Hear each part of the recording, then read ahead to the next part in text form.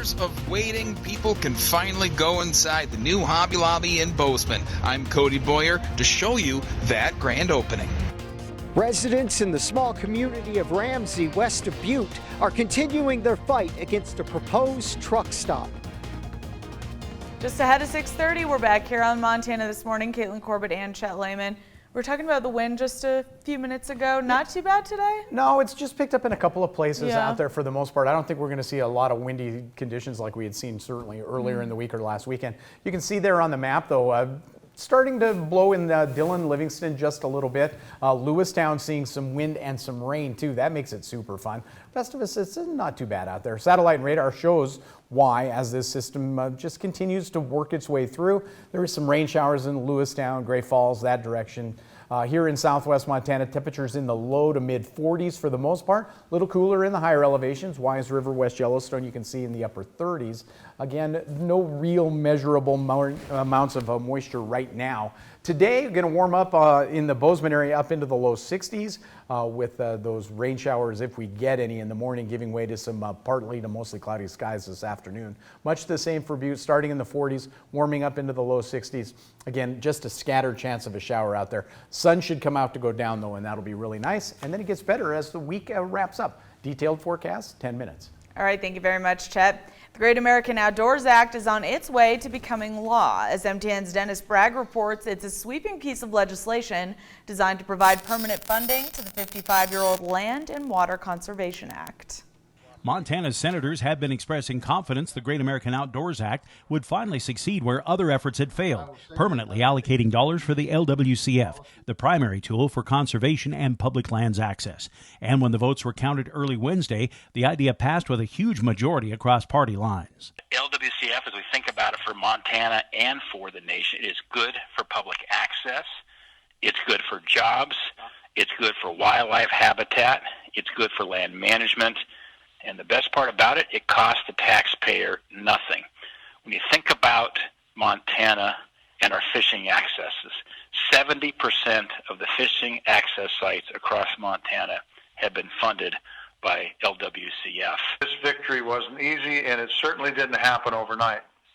We worked long and hard across the aisle with local conservation groups and public lands advocates around the country to build broad support where it never existed before. In fact, Tester believes it was that broad support, including a positive conversation between Daines and President Trump, which finally convinced Senate Majority Leader Mitch McConnell to clear the way for the legislation. Congress had already decided to keep the Land and Water Conservation Fund a couple of years ago, but there was no money in the checking account. Passage of the Great Outdoors Act takes care of that. While reaction is positive from many groups, a few critics have expressed concerns the act just means more federal land ownership in Montana. Daines says it's about removing barriers to public lands, while Tester notes LWCF doesn't target tillable lands. We have about 1.5 million acres of federal lands in Montana that are inaccessible to the public. And so this is a very important conservation tool that allows us to get access to federal lands that otherwise aren't accessible. Where this bill has been particularly useful is willing buyer, willing sellers. In a situation where you have a checkerboard pattern within our national forest, which is very, very, very common, and being able to block those acreages. By the way, using private sector, primarily nonprofits, to do that. In Missoula, Dennis Bragg, MTN News. The Great American Outdoors Act now goes to the House for approval. A new study by the National Park Service and the U.S. Geological Survey says Yellowstone National Park pumps $642 million a year into local economies. That report, based on research in 2019, also says the park supported 7,000 local jobs in a wide range of industries. Most of those jobs were created in the hotel industry and other accommodations. Next was restaurants, followed by recreation industries, retail business, and transportation also accounted for sizable numbers of people employed because of park activity. The dollars the park puts into local economies has remained remarkably steady since the year 2015. Superintendent Cam Shawley says the report shows how important it is for the park to work with local communities to balance business interests with preserving Yellowstone's valuable resources. The Beaverhead County Sheriff's Office is investigating 2 reports of vandalism at campgrounds in the Wise River area. Over the past 3 weeks, campers reported tires to their camp trailers and vehicles being slashed and rafts being slashed and sent adrift down the river. Investigators are asking for information from anyone who has seen any suspicious activity in that area. In any other case, if you see something like unusual activity, contact us and give us the information, and try to get a license plate number if possible. At the very least, a good description of vehicles and people involved. People with information are asked to contact Deputy Ken Peterson, that number 406-683-3700. The legal battle over a proposed truck stop being built west of Butte isn't over quite yet. MTN's John Amy tells us opponents of that project are giving it another try.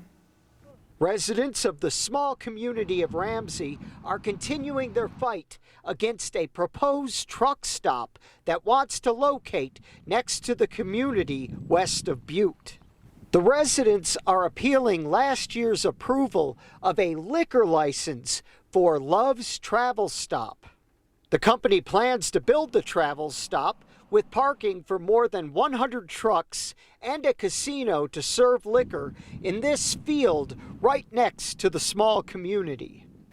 Residents here in Ramsey say this is a safety issue because the truck stop will bring added traffic, including noise pollution and potential crime.